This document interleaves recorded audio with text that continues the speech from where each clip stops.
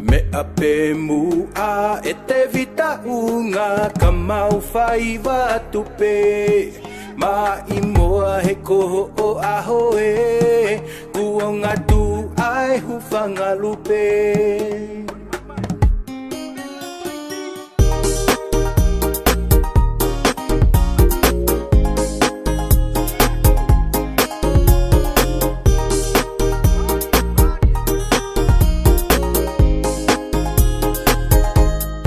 Whakatulo moe hao whanga pili ni se sila tupu I peka o kumea kare atasi e mau fie fia he te huaki e mau katohanga ki he eiki oe hufanga lupe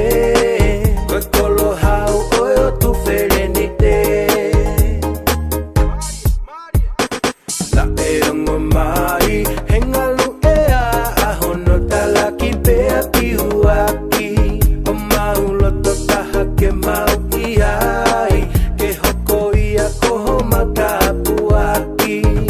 oku ke lau marie pe ama afutuku I aulahi te mau whakaongo mai pe he koko e pe o kupure tala hoku ofa ki he ati kongo kie oe vai ko verenga oku ke ita kafe manatu kilo amanu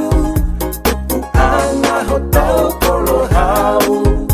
oku hongo I tau mawai kau foki au kilo tosene me ape mua e te vita unga ka mau whai watupe ma I moa he koho o aho e kuonga tu ai hufanga lupe manatu kilo amanu tupu anga hotau kolo hau oku hongo I tau mawai kau foki au kilo tosene tala hoku ofa ki he ati kongo kie oe vai ko verenga oku ke ita kafe manatu kilo amanu tupu anga hotau kolo hau oku hongo I tau mawai kau foki au kilo tosene